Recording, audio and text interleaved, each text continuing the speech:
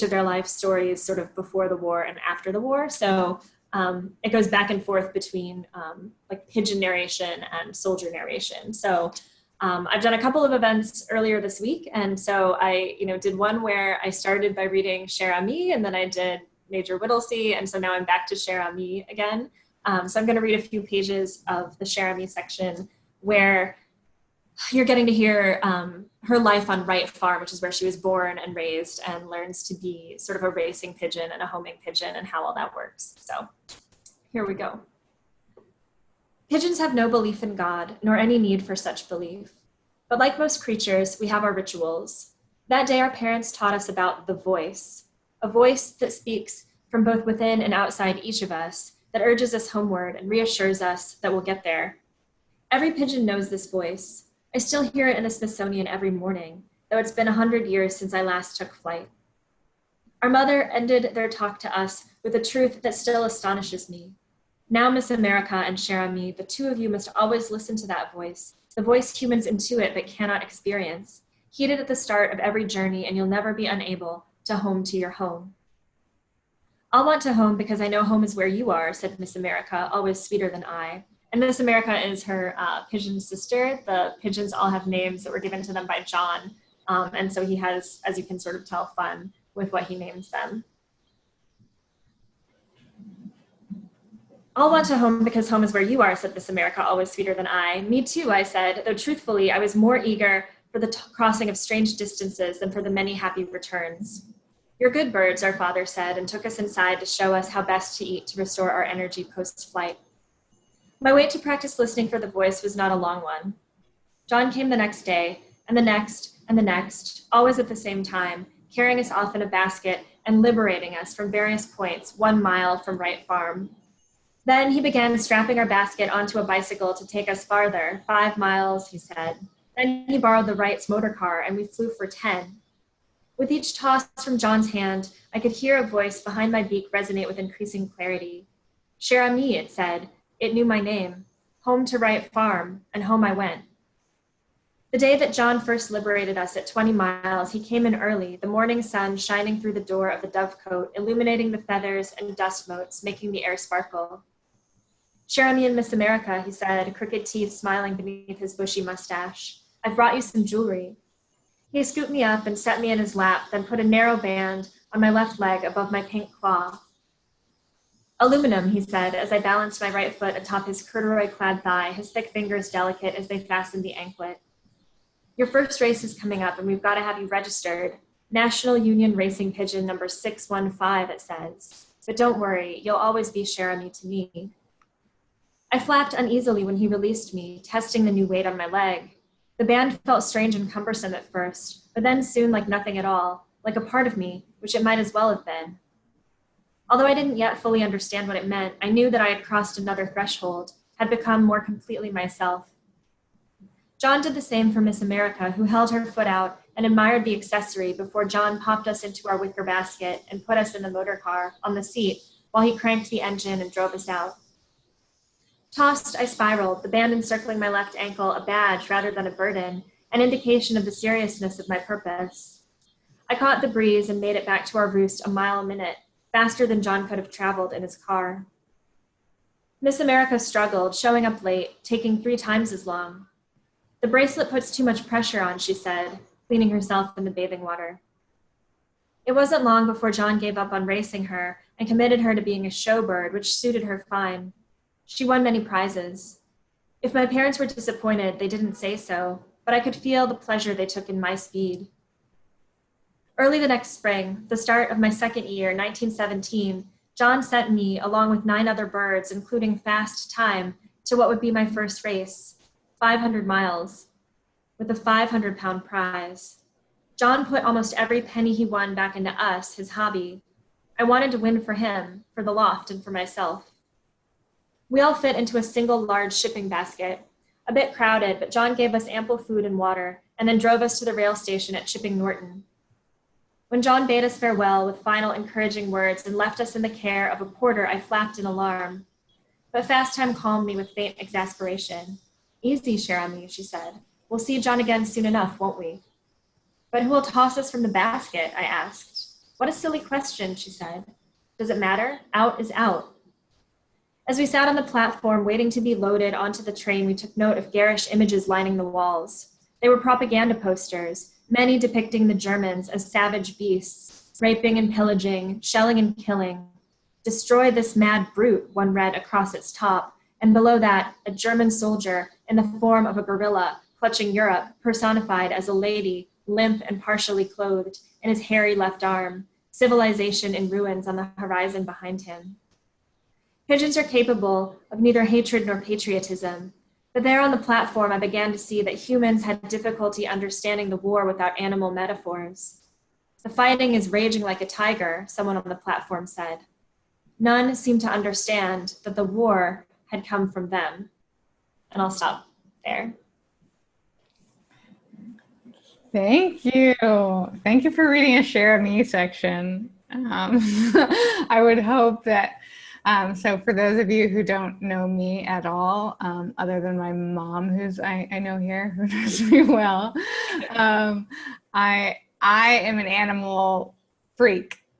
And so when I first heard about this book and I knew that, and I heard that it was partially from the perspective of a pigeon, I was like, say no more, I will read it. I cannot wait to read it. And so we begin, but it's half, it's not all from the pigeon's perspective. And so one thing I'm curious with all novels, but historical fiction novels maybe especially, like, because the story has to find you somehow, or you find the story, you go looking for the story. And we begin in the Smithsonian with Cher Ami, who is a taxidermy, missing a leg and missing, would be missing an eye, should be missing an eye, but has both eyes, which I love that detail. I love your details that's one of the things I love most about your writing in both books is just your like amazing details. You just like, the sentences are packed with details. So elegantly done. So I just really want to know how did you find this story and how did you decide to tell it from both point of views? How did it kind of get born? Yeah, great question. And thank you so much. And I should also say, I am such a fan of your work too. And sort of as Alex mentioned, rabbit cake is great. I just want to say, I said this on Twitter earlier, but I love rabbit cake so much. We read it in my book club and I always try to theme the food. So I actually baked a rabbit cake in honor of rabbit cake and like served it to my friends. So it's great to be in conversation with you. So I first heard about Cher Ami from a student, actually. I teach at DePaul University, and I think at least one former student is here. And I'm always telling my students to look things up, because I think, reading is how we learn, but often the best way to learn from reading is if we encounter something strange, we track it down and follow it up. So I'm always saying, look it up. And so my student, Brian Michich, who I thank him, he's in the acknowledgements because credit where it's due. And he had turned to this poem that had an old man sitting on a park bench and he was surrounded by pigeons. And then he had this parenthetical aside where he said, but this is no Cher Ami story, look it up. And I was like, challenge accepted, I'll look it up. And I did, and I saw the story of this pigeon. And so just a synopsis of the story for people who don't know, because it's historical, so you could find this, it's not a spoiler. She was one of many, many pigeons, hundreds of pigeons, who was used by both sides in World War I to carry messages. And the message that she carried several, but the one that she ended up in the Smithsonian taxidermied over is this message that she carried for a group of soldiers called the Lost Battalion, who were behind enemy lines, surrounded by the Germans, suffered a friendly fire incident, and she carried the message that got this friendly fire incident to stop. And so I guess, Annie, to backtrack a little, like that's how the idea was born, but I think its birth goes back further because like part of why I was just stopped in my tracks by what Brian wrote is I, prior to that, fancied myself like a casual, armchair expert on World War I. Like it's the war that fascinates me most. So I've read a ton, I've taken classes about it. And I also love pigeons. I love all birds. I just love animals, but pigeons are, I have a tendency to like the underdog or like the underdove. And so pigeons, a lot of people don't like them. I've always liked them extra. So it blew my mind when I looked up Brian's Illusion and saw that it was like a World War I story and a pigeon story that I had never heard of. And so I think, very early on, I realized that I really wanted to tell this story, but that in order to tell it properly, I was going to have to do like an alternating point of view, which is something I had, as a writer, always wanted to do, but never done and never found like the right story. Because I love alternating points of view, but I think if they're not, essential to the story being told, they can seem kind of gimmicky or can seem kind of like tedious or kind of frustrating. Like you want to stay in someone's head longer and instead you're always popping around. So to me, this was like the perfect opportunity to tell a story I really thought was fascinating, but also to tell it in a way that I had wanted to structure a book for a while. Yeah, I think that I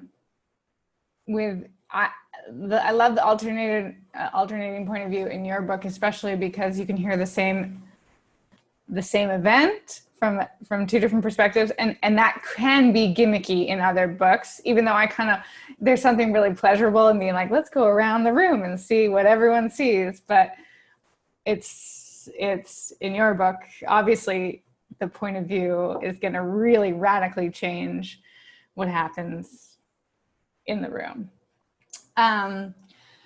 So it was always going to be a pigeon point of view. Yes. Oh. Yeah, I was new. And I think that's another thing, like, I don't know, one of the reasons that I love fiction so much, I mean, I love all genres. I write all genres. I do nonfiction. I do poetry. I love them all. But I think for me, the thing that I like about fiction as a reader and that I like about fiction as a writer is that it lets you, in a really embodied way, like inhabit the mind and the heart of a being that's very different than you.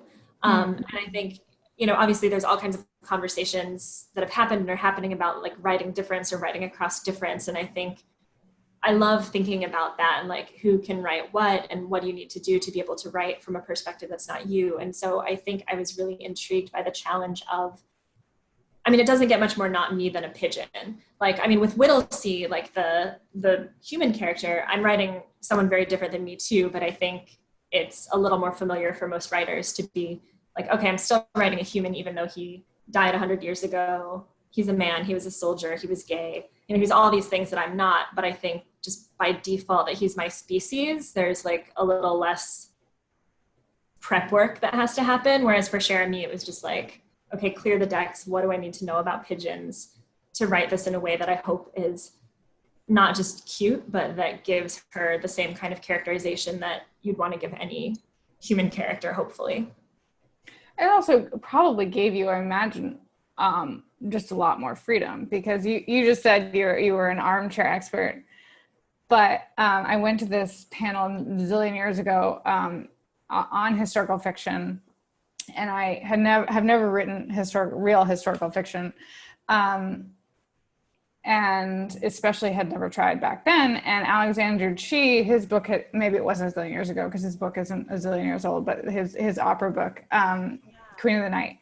And he said he took so long to write that book because he was so concerned with what the experts were going to say. Yeah. And so I did wonder for you if, and I'm trying not to make pigeon jokes, and it's just so hard. Don't do it. Just go for it. Like, your imagination takes flight, because you do have more freedom and don't have to worry. But I was curious, and this is another sort of research question, that I think I'm just interested with all historical fiction writers, like how much research do you do? When do you worry about the experts? When do you just say it's a novel, I can do what I want? With Major Whittlesey being gay, like is there evidence of that? How did you?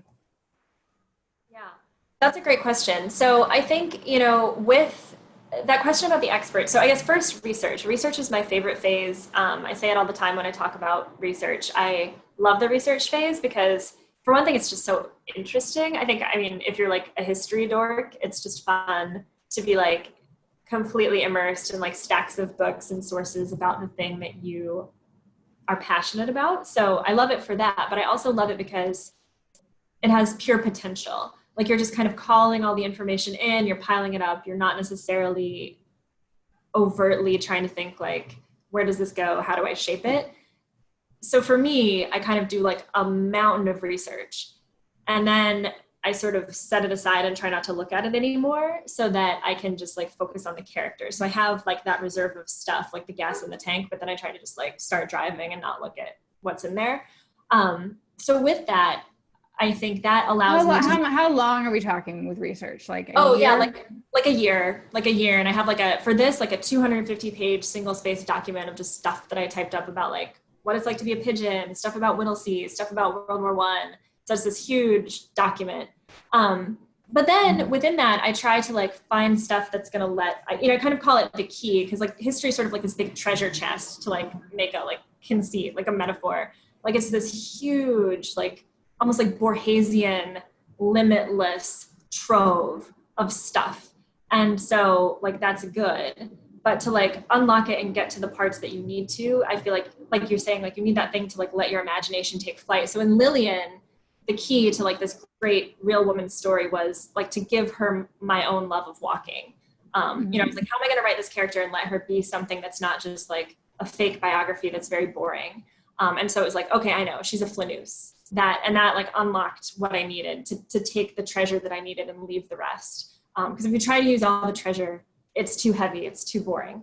So for Cher Ami, I think the thing was Cher Ami herself, you know, because I think I was sort of worried, like World War I, I mean, they called it the Great War because it was so big. To state the obvious, it was a world war. And so to try to write like a small, you know, I don't want it, it's book sized. I didn't want it to be like a doorstop. So to write a book that anyone would want to read about World War I felt like I had to like narrow my focus. And Cher Ami was the key to let me sort of get that bird's eye view, that like small section. And to your point about like sort of the experts, I think the thing that I worried the most about was pigeon aficionados, like people who raise pigeons. Really?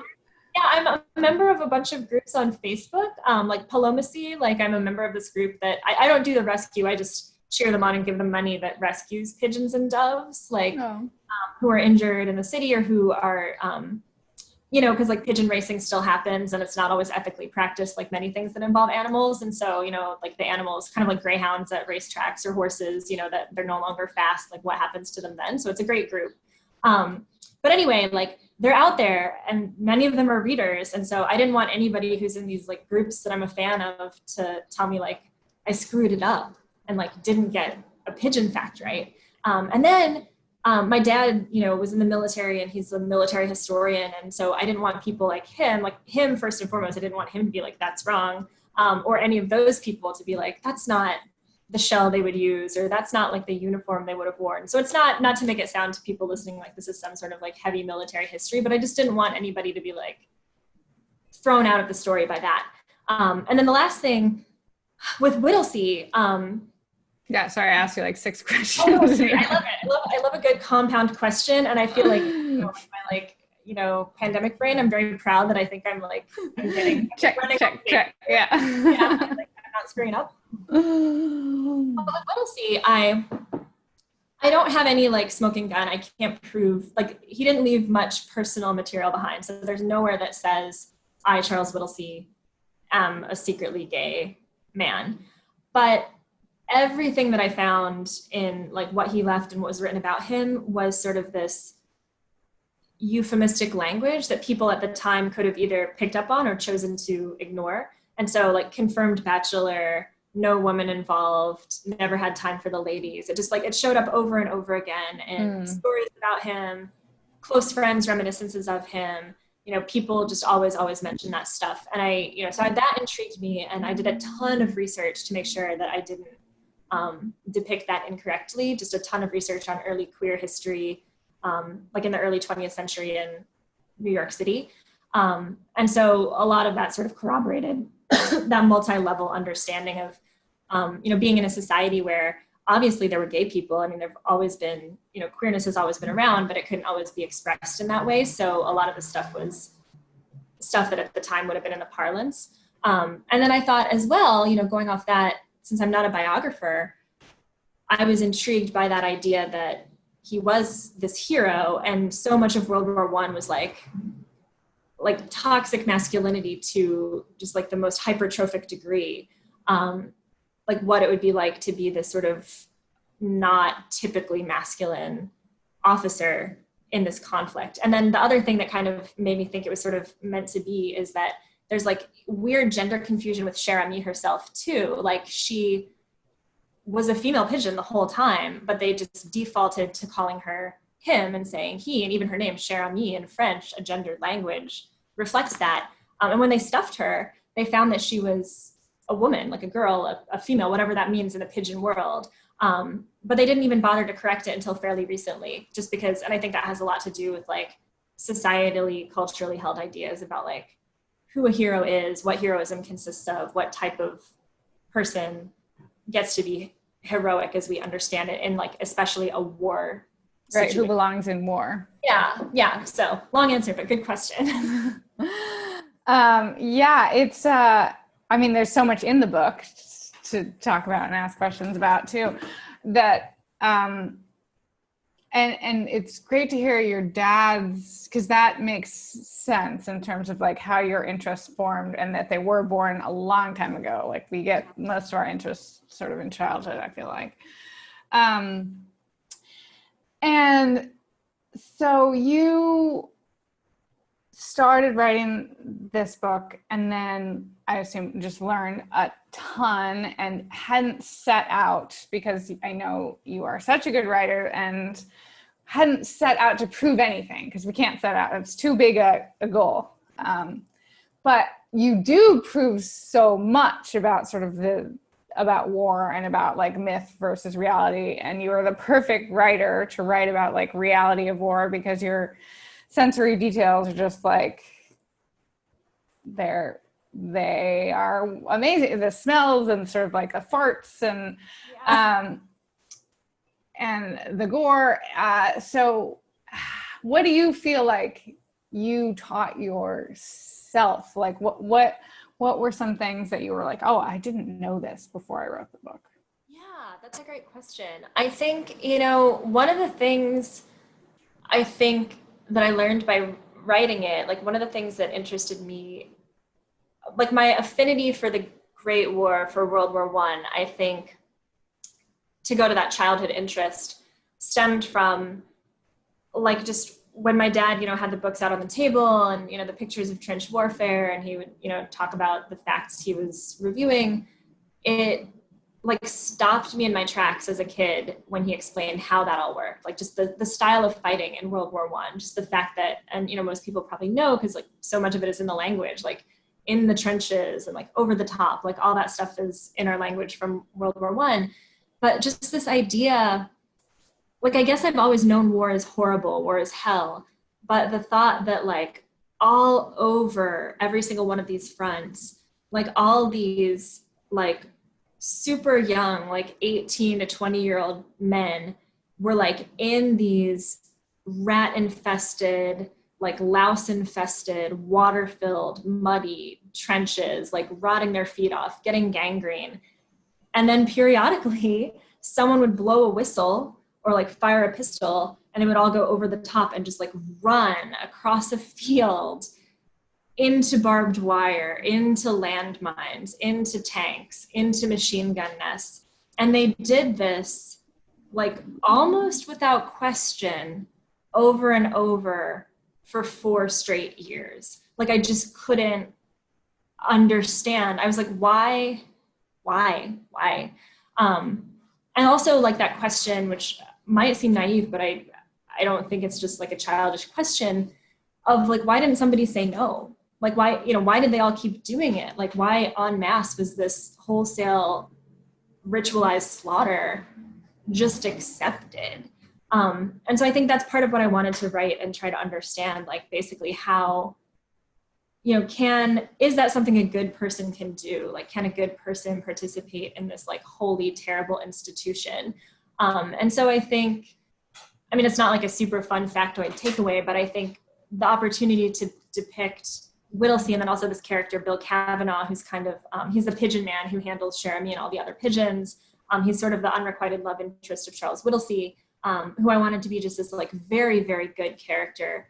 To show just these individuals. Yeah, he's one of my favorites, and everyone wants him to be real. I just made him up. He's not real. He wasn't. Like, there was no real Bill Kavanaugh. Oh. But just to try to figure out how a good person can be part of a bad system or fail to fully stop participating in a bad system. And again, that might sound really naive, but I think it's something that I hope the novel shows in a sympathetic and complex way and doesn't make a conclusion on. But I think living in the world at all, living in 2020, where there's still so much stuff that we're all complicit in every day, I think it's just a question that it's still very much on my mind, and this let me explore it in like a big canvas. Yeah. Yeah, it's, you didn't write this book in 2020. And I remember when Rabbit Cake came out, and it was right after Trump was whatever he is to us. And I went on the radio and someone said, oh, well, this book is about grief. And so, because you were grieving America. And I was like, no, I wrote this book like 10 years ago. No, I mean, a couple of years, a year ago. But it's books like yours, I think, are maybe the best books to be reading right now. I just reread Slaughterhouse-Five and found it like enormously comforting. Because, the time travel going and being like, we have been through actually much worse things. Not to, we're going through something horrible right now. But that is, rereading parts of your book this week. I also read your book a while ago. It is like, this is a book to read right now, which is sort of a strange place to be in when you're like, it's a war book. But the comfort of like that things aren't as sort of brutal as they could be. It's not a question. But one question that I do have that's related to that sort of tangent is, I remember one thing I'll never forget about reading Lillian Boxfish is her walking into the bar and being so annoyed at the television. And then reading this book, sort of and I don't want to give things away because I assume most people, the book is so brand new, haven't read it yet, but what happens with the media and sort of how that ruins things for people. And after the war is just a really tough thing to deal with. So, and it just made me think of you being a writer now, writing about the media back then, writing about the dawn of television. How much, like, in your, and you kind of already answered this, but I guess talking more about how you put your own emotion about things into a character who lived long ago. How does that sort of work for you? Like, what's your process of putting emotion into somebody who's long dead? Yeah, great question. And I think, putting emotion into someone who's long dead is sort of, I think that's one of the biggest magic tricks of fiction. You can take out long dead, just like putting that emotion into someone who's not you, or putting that emotion into a character. And so I think, I guess one of the things that I've come to realize about writing, at least for me, and I think it seems like it's true for a lot of other writers, is that even when you're not writing autobiographically, because none of this is autobiographical. For obvious reasons. I've never been a pigeon. I've never been in World War I. So it's not autobiographical, but it's personal. So like, I think I can't imagine writing a book if I didn't feel a personal connection to it, or feel opportunities to put, I don't want to say like my personal agenda, because good fiction isn't like agenda driven. It's not like an op-ed, but my concerns, let's say. And so I think definitely, like, one of the things as I read about Whittlesey in particular, it doesn't spoil it too much to say that, like, one of the things that happens is, it shows, okay, he goes through this traumatic experience. He's a hero. The media decides he's a hero. The government decides he's a hero. And then what happens?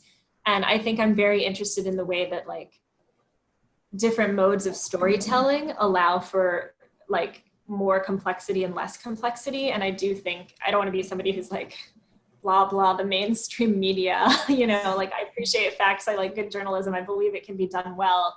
But I think there's just a number of factors like the news cycle, the timeliness, the stuff people want.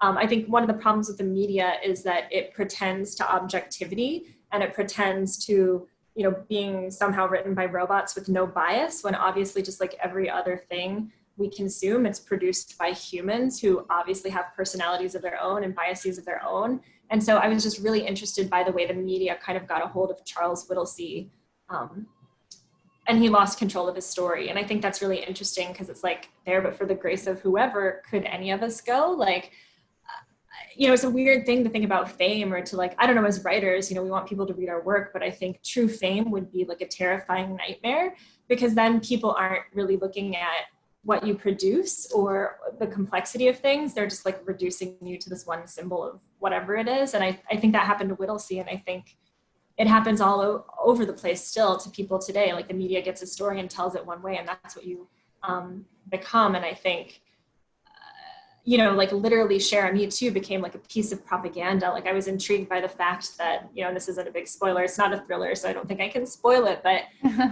after she got back to the States, kind of her life paralleled Whittlesey. They took her around in baskets and like showed her off at schools and like ice cream socials. And they presented her to like wounded men as an example of like, oh, this little bird has a wooden leg. Why are you complaining? And so just this idea of becoming so famous that you become almost this object that's put to use instead of a subject who's in control of her own story. I just feel like it just seemed to like be laying the seeds of so much of what I find really terrifying about media, mainstream social media today. Mm-hmm. Yeah, I mean, I guess that's, I always think about, you know, novels give us, whether they're based in fact or they give us gifts. And it seems like this novel kept just giving you gifts in terms of like the parallels of how when they came home, how they were treated, and even how you found the story itself. I have one more question for you, but I do want, now she's going to talk, but you attendees, we're going to move it over to you in a couple minutes. So if you want to start typing questions, now would be a good time, or start thinking about them. I see we have one good question there, but oh, let me see. What was another question that I had that I want to make sure I get to ask you?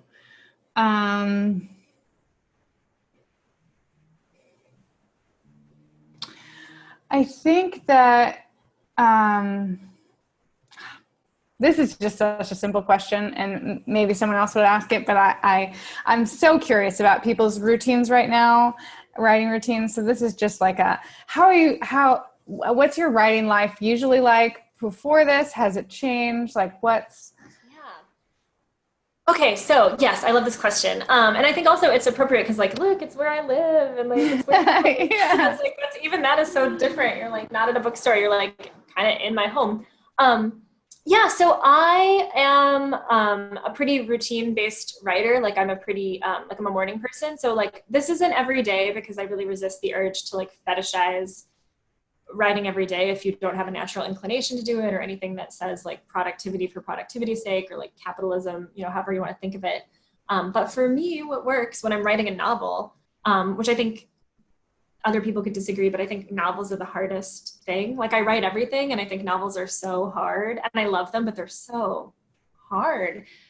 So for me to achieve a novel, I have to just like get up every morning and write a little bit every day. So I get up at like 5:30, I have my little routine, and I'm a morning person, but with a caveat, like I'm a morning person who like doesn't want to talk to another person until 10:50 a.m.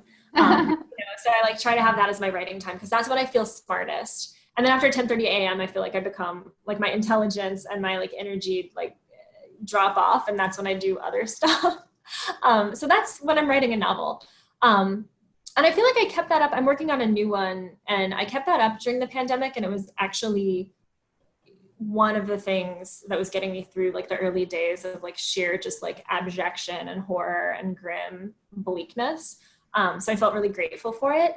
But now, and you probably know, like when your book is coming out, like I find it impossible to write in like the month that my book comes out, because there's so many other, and this is not a complaint because this is a good problem to have, but there's so many other things, you know, events like this and interviews and pieces that you write, and just, you know, there's so much, and it's hard to, for me, get my head into two places at once. Yeah, you were right back in the story that you were writing a while ago. And so that's it. Like I can't be anywhere else because I'm with, you know, I'm back with these guys, which I like. So yeah. And the other thing, I see my friend Eric, who's one of my best friends here in Chicago, and he's a fellow writer and a fellow walker. So one of the other things that I do always before, you know, during and hopefully after the pandemic is walk. So like just walking all over the city is like, I don't know what I would do if I couldn't like walk around the city. Like I would be destroyed. So that's my routine. Sounds like a pretty solid regular writing and early mornings and exercise. Yes. Those are very wholesome. Yeah, writing has to be wholesome. Yeah. Well, how about you? What's your routine? My routine has changed. With I have a how old? She's 13 months. That's what we were saying before.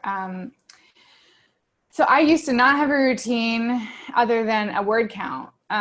And I would make it happen when I'm in a novel, do 1,000 words a day. It didn't matter when it happened, and I just worked it around because I used to have like be the type of person who had 5 different jobs, and now things have changed with her, and then with the pandemic, where I just have to get up before she gets up, and she's still waking up in the middle of the night a couple times, once or twice. And so I usually just get up after the second time she gets up. Yeah. So it makes me sort of like weird and insane, but it's kind of nice because I'm like, someone wakes me up every morning at 4:30 or 5 and makes me get out of bed, and then I'm up. So while I don't want that to last forever, it's like almost very good for my writing. And then I have a bird feeder, so I get to watch the birds early in the morning. So we can look at, I would love to know this answer too. So there's a question here, and I'll just read. So as you were preparing yourself to put yourself in the mind and psychology of an animal, did you read things like Watership Down or other books where you sort of, and I kind of want to piggyback on that, like, and the humor that you have, as we heard you read from her perspective, like, did that come from her? Is that your humor? And sort of how did her voice develop? Yeah, great question. So thanks for that question, audience, and thanks for the piggyback. So it might sound weird, but when I was getting ready to write it, I tried to not read much animal fiction because I knew the ones that I liked, and I just put, because when you put out a book, you write listicles and stuff. So I just put an essay that I worked really hard on about animal points of view. It went up on LitHub yesterday, and I talk about some of the ones that I had read and found inspiring, but they were all ones that I had like read and encountered, except for Deb Unferth's Barn 8, which just came out, and so I couldn't have read it before my book, that I had read previously and sort of held in my head as I was writing my own book, but didn't like take out of the library and like sit and like reread. So I think White Fang, I loved Jack London as a kid. I think he's an amazing writer. He's not an unproblematic writer, but I think in White Fang, the way that he writes White Fang without like anthropomorphizing him, like giving him a personality, but not making him too human, is really good. And yes, Watership Down. I loved that when I was a kid. And so that was definitely in my head, the way the bunnies are depicted. And then also Charlotte's Web was a big one, because Charlotte's Web is not purely animal point of view. It's third omniscient, which is a point of view I would love to write someday, but haven't yet. And so it hops into animal heads and human heads. And so I think those were all in my mind. But what I knew, and then I think to transition it, Annie, to your piggyback, the books I just named, people who've read them will know, are all third person or third person omniscient, and Cher Ami is a first person narrator. So I knew I needed to get super, super close, like to do that thing, like I was saying, where like the Great War is such this morass. I knew I needed these small, like, I couldn't just open the door to it. I needed to like look through a keyhole. And I think the first person point of view is that keyhole kind of view. And so I knew that they would be first person. And then I knew that also, I think, I don't know, I like tension of opposites or like tastes that go together. So to me, funny and sad are like chocolate and peanut butter. Like you need them. They're better with each other. Like they're both good by themselves. Like I love sad things and I love funny things, but if you can get the chocolate and the peanut butter, I'm like all in. And I think, Annie, that's one of the reasons I loved your book too, is that it was so sad, but it was also really funny. And I think I just knew, I mean, Whittlesey's witty, but he's a little more, I think, recognizably tragic, like in the tradition of tragic heroes. Whereas with Cher Ami, I knew I didn't want to make her like some kind of sassy sidekick, but I wanted to make her a little bemused at humans, because humans are absurd. And I thought she would have that eye for kind of some of these things that people do that are just like, what the heck? Yeah. Yeah, I think that added a lot of liveliness where there might have struggled other places where, so that was, it was just wonderful. So we've got a question from Eric. The Roaring Twenties is popularly known as a time of carefree living, endless parties, and economic prosperity. Was it really, given your research? And if it was, what does it say about our ability to learn from our stupidities and brutalities rather than turning away from them into escapism? That is a great question. Thank you, Eric, for that question. So to break it down into two parts, were the Roaring Twenties really, kind of as we see them with like Gatsby parties and like this idea of, just flappers and jazz and prohibition and stuff. I mean, it was, yes, but it also wasn't. I mean, it depends. I think it was America like America at any other time, where it's like, who are we talking about? Like which America are we talking about? And I think, for a certain set of like urban, middle class to moneyed, I guess you would say elite, it absolutely was this time. I think, unfortunately, just like it is, sorry if there's any like billionaires or really rich people on the call, but I think you're kind of like, Mom, don't tell them. Yeah, billionaires shouldn't exist. And so I think, at any era, you see the rich doing what they want to do and retreating into this escapism. So yeah, so it was that, but at the same time, you had, so many people, like struggling for, like women had just gotten the vote, and, so you had people like working to advance those gains, and you had, Black people still, theoretically having the vote, but being disenfranchised all over the place, and, all these race riots, all these terrible iniquities. And then you also had just people who didn't have money, and like it was a big transition from like a rural lifestyle to an urban one, and a lot of people being displaced or feeling like they were being left behind. And so and then the last thing that kind of ties, to like, do we learn from our stupidities and brutalities? I'm going to say no. Like all these veterans returning, and I think, as we see in War After War, the World War I veterans were, kind of promised and told that, like, you gave your service, you gave your all, we're going to take care of you when you come back. And they came back and found themselves completely not taken care of. Like I tried to show it a little bit in this, but if you were injured or maimed, I mean, you saw, and I think this does speak to the escapism, cities passed these like ugly laws where so many of the men were disfigured. They would have, they'd be missing an eye, they'd be missing a jaw, they'd have no nose. All these laws got passed that you weren't allowed to show your face if that's what you look like in cities, because you might scare women and children. And so they would give people masks, or they would give them weird prostheses. So I think there was simultaneously this like brutality and this real desire to look away from it that sort of planted the seeds. And then of course the stock market crashed and we have the 30s and like all that stuff. So I think, I guess to answer your question, Eric, I think there's always people who are willing to look at the stupidities and brutalities and want to remedy them. But there's also always, I think, an overclass that is trying as hard as it can to suppress them.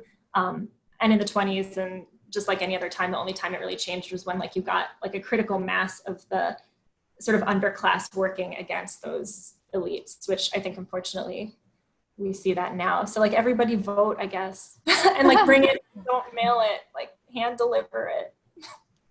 Oh,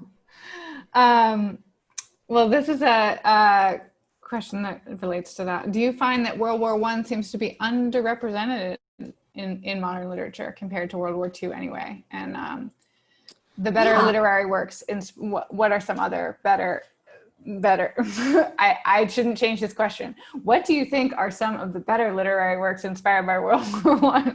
It sounds like an insult, which it's not. Yeah, I think World War One. So what's interesting about World War One is like the pendulum kind of swings because like right after World War One, there was this like efflorescence of World War One literature because so many of the men who fought it were extremely educated. They went to Harvard, like Whittlesey, or they went to Cambridge, they went to Oxford. Not all of them. Plenty of people, had no education and fought and died too. But there was this preponderance of, literary young men who then came back and had the experience of the war and then also had the facility with words to convey it. And so you have like your Siegfried Sassoon and your Wilfred Owen and your Robert Graves. I mean, there's just all these people who came back and wrote about their experience in a way that was pretty profound. But then they died and then World War II happened. And I think the thing about World War II is it's so fascinating because the Great War was horrible, but then World War II just extended the possibilities of suffering so much past, I think, what people could even imagine. The fact of Hitler, the fact of the Holocaust, in addition to another global war, just took things to just this like stupefying level of evil. And so I think it makes sense that as a culture, there would have been this impulse to try to process that you still see. People are still like World War II and the Holocaust are like super hard to process, I think, for a lot of people. And I think that's why that keeps happening. And then I also think to that question, World War II, people who lived it, people who survived the Holocaust, people who, fought in Japan, fought in Europe, are still alive. They're dying off. They're almost gone. I mean, it was just the 75th anniversary of the bombing of Japan. So this stuff was, until like right now, something we could go talk to somebody who was there. And so I think we feel temporally, physically closer to it. But I think what's weird is it's not like a binary like World War I versus World War II, but it's a binary that's like wars we have people who survived versus wars where everybody who is in are dead. That's the bigger binary. And so what's weird is World War II is about to have its switch flipped. It's about to get turned off as a war that there's still people among us we can talk about it with. And so I think because of that, and I've talked with like other editors and booksellers, World War I is starting to creep back in because World War II no longer overshadows it as much because it's weird to say, but it's on its way to being just as dead to us and just as distant to us as World War I, which kind of weirdly opens up World War I as something people are kind of hungry to talk about, which you see in the 1917 movie, and you see like Peter Jackson's World War I documentary. And so I'm not saying like, if you're a betting man, don't put your money on World War I. I think it's still pretty niche, but I think it is kind of, people are curious about it in a way that they weren't for a while. And ties right in. Go ahead. I know a book. I'll only recommend one. The perfect World War I book that's more contemporary that just came out in this century is A Long, Long Way by Sebastian Barry, who's an Irish writer, and it's so good. It's about like the Irish experience of World War I, and it's one of the best books ever. So this ties it into this next question: is what other forms of art have inspired Sharon? Any movies, paintings, songs, etc., that you kept thinking about as you during the process of writing this novel? Yeah. So it's another work of art. I guess I think a taxidermied animal is a work of art, sort of. It's an object you can put in a museum. So there's this other World War I hero who's in the Smithsonian, and he's in the book too. It's Sergeant Stubby, who is this mutt dog, probably Boston Terrier mostly, who also served, as an animal in World War I, and he kind of became his unit's mascot. He warned them when like gas attacks were coming, like his dogs can smell so well, he would alert them. He helped capture like a German soldier because he was able to, like dogs are good at like biting people. So I thought a lot about Sergeant Stubby because he's right next to, in the Smithsonian, Cher Ami. Like they share real estate, even though in life they never met. They were not friends. And so I think that really it helped me think like, okay, I'm interested in animals in war. What interests me? And I think with dogs and pigeons, they're both animals that are so close to humans anyway. Like they live in our homes or they live near our homes. That it makes sense that these would be the animals we would sort of dragoon into our conflicts, I suppose. And then for like songs, I think were really important to me because like there isn't a lot of video footage of World War I, but there were so many songs like that would have been sold as sheet music. They would have been phonograph, Victrola records. And there was so much pro and con. I listened to a ton of war music, and you have everything from like Over There, which is like the most jingoistic, patriotic, like we're going to kick so much ass, America's great, to, like I Don't Want My Boy to Go for a Soldier, which is like, this anthem of the pacifist movement where, which is mostly led by women, mothers who are like, I really don't actually want my kid to go in trenches and get blown apart. So I did a lot of that. And then the craziest answer to your question for a movie, and I put this in the book too, is they made a movie called The Lost Battalion right after, like in 1919, and they got as many of the survivors of the Lost Battalion as they could to act in this movie, including Charles Whittlesey. So I was able to watch this movie and see the guy I was writing about, because it was right as film was, becoming more of a stable medium. And it's still crazy to me that I saw Charles Whittlesey, and that at the time they would have thought, they just so little understood PTSD or trauma. They would have been like, yeah, let's take this guy who's obviously so traumatized and make him literally act out what traumatized him and put it in theaters. So that was nuts. Maybe like one more question.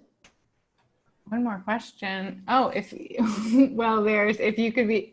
couldn't be a pigeon, or this is someone who knows you very well, I think. If you couldn't be a pigeon or a dolphin, what animal would you be and why? So this is my friend Eric, who I got asked at another one, what animal would I be? And I said dolphin. So I think this might be disappointing, Eric, because it's still in like the cetacean family, but I would be a whale because I'm obsessed with Moby Dick. People who know me, I've got my computer, like I've got it stacked up for, an attractive view. And one of the books stacking it up is Moby Dick, because I'm obsessed with Moby Dick. So I would be a sperm whale. I would definitely be a sperm whale. And I would go like mess up whaling ships. I would be out for revenge. So that's a great last question. Thank you so much for the, Annie, thank you. That was great. Thanks to everyone. Thanks to Alex. Thanks. Thanks to you for writing that wonderful book. So much. That was a really engaging talk. I learned a lot, and it was very clearly illuminating on all the subjects that you touched on. Just so you guys know, we do have the book in stock, so I'm going to drop the link for you if you didn't already grab one. If you did, it will be on its way to you soon, and we'll send you an email about that. In the meantime, thank you again so much for being here. We'll be in touch, and have a wonderful night. Bye, everyone. Bye, all. Take care.